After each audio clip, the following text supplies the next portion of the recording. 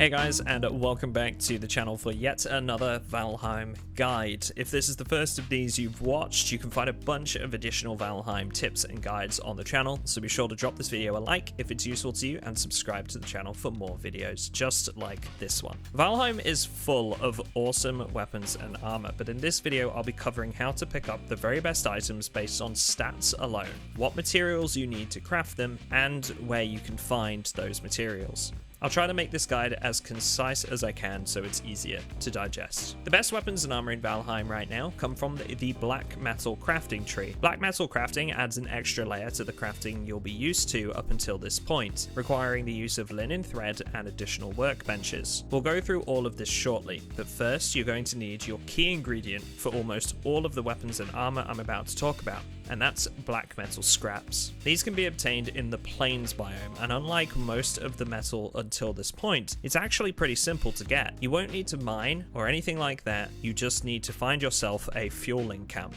These fuelings are basically goblins and will often carry the scrap metal you need for crafting armor and weapons. So no mining ores or scouring dungeons, just killing mobs in the nearby area. The difficulty with this comes from the strength of said mobs. The fuelings are probably going to be the toughest mobs you've had to fight so far, especially when in large numbers. Aside from your regular goblin frontline, you'll have to watch out for spellcasting shamans, javelin throwers, and huge berserkers that can pack a massive punch. My biggest recommendation for fighting the fuelings is to equip yourself with a bow called Draugr. You'll unlock this shortly after defeating Bone Mass, the third boss. It can be built with 10 ancient bark, 20 silver, 2 deer hide, and 10 guck. The guck and ancient bark can be acquired from the trees of the swamp. And specifically for the guck, you'll need to use a pickaxe on these pools of ooze that form on the side of some of the trees in the swamp area. Couple this with some frost arrows, which uses obsidian, mined in the mountain biome, frost glands from the drakes of the mountain biome, and your usual wood and feather combination. These frost arrows are going to do a large chunk of damage to the goblins, whilst also afflicting them with a frost debuff, freezing their movement and allowing you more time to fire off arrows before they close the gap. Wherever possible, try your best to pick away at the edges of their camps and draw away small clusters from the camp itself. They can soon become a huge problem when fighting them in large groups. Aside from the bow, having a full set of silver armor is advised, and the mace known as Frostner is also a good call, as it both knocks back and deals frost damage to the little ankle biters that will come to frustrate you so much. Now, there are some additional steps required outside of just gathering black metal. First of all, you'll need a blast furnace to smelt it down. You can't just use a regular furnace for this. When it comes to crafting a blast furnace, the main material you'll need is dragon tears. Bonus points for those who have already guessed this by now, but that comes from the fourth boss, Moda. I did a quick 3-minute video not too long ago on how to find and kill him, so if you're unsure about that, I recommend giving that a watch. Once you have your dragon tears, you'll want to build an artisan bench. This will then allow you to place a blast furnace, a windmill, and a spinning wheel. For armor and weaponry, you're just going to need the blast furnace and the spinning wheel. Unlike all crafting up until this point, you'll now need to create linen thread. For this, you'll need flax. Flax can be gathered from the fields in the plains biome, which are usually found at the fueling camps where we gathered our black metal scrap. You can also plant your own flax, but you must be inside the plains biome in order for the plants to survive. With that in mind, a small base camp in the plains biome might be a good idea. Connected to your base through a portal, this can make for easy growing of flax and transfer back to your main HQ. Once your flax has been run through the spinning wheel, you can pick up your linen thread. This should unlock a whole host of crafting recipes for you when combined with your black metal ingots. As for the black metal scrap that you've collected, you should now be able to place a blast furnace thanks to placing that artisan bench earlier. This works exactly the same as a furnace and simply requires coal to smelt down your black metal scraps into ingots. From there, we can look at what you're going to craft with your newly smelted black metal. Black metal is primarily used for the weaponry in Valheim, so we'll take a look at your options now and compare them against each other.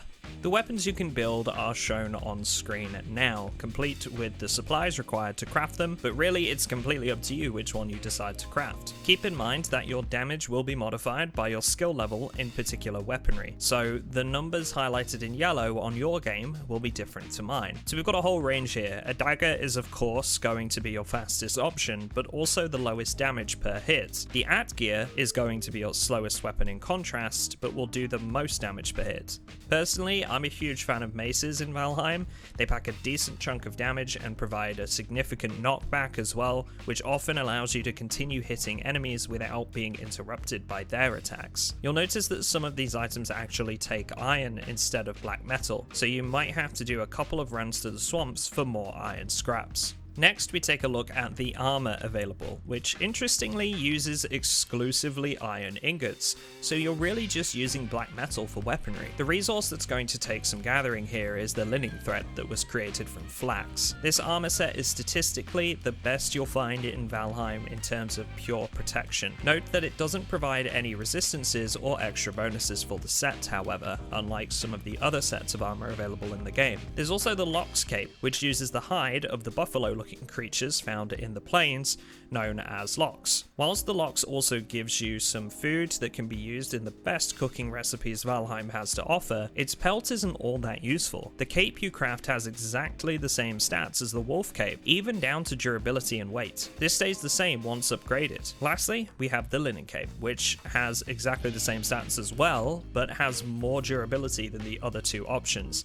And even then, it's just a 50 durability increase, so really it's kind of inconsequential and comes down to which materials you have the most of. Lastly, I wanted to take a dedicated look at shields, as it can get a bit interesting when it comes to this stage of the game. As with most crafting tiers, there's a standard shield option as well as a tower shield option. Now, the differences between these two items are pretty obvious when you look at the stats, but I'm going to throw in a curveball here that not all of you may be aware of, and that is the Serpent shield. If you weren't aware of this already, you can acquire Serpent scales from the serpents of the ocean, and I'd strongly recommend watching my video on how best to acquire these before you do so, because it's not quite as simple as just killing them. Anyway, this shield is a contender for the best shield in the game due to the fact it almost acts as a hybrid between the two black metal shields. Yes, it doesn't have parry available, but it's also more durable than the black metal tower shield at a lower cost to your movement speed, and it also offers slightly more block than the standard black metal shield. So, that just about covers us for finding the materials you need for the best armor and weapons in Valheim, how to craft them, and which ones will suit you best. I realize that there are some additional crafting materials required for some of these items, so if you have any questions about those and need to know where to acquire them, please feel free to ask in the comments below, or swing by my Twitch stream to ask me some questions live. That's it from me in this one, guys, but I wish you all the best, and I will see you in the next one.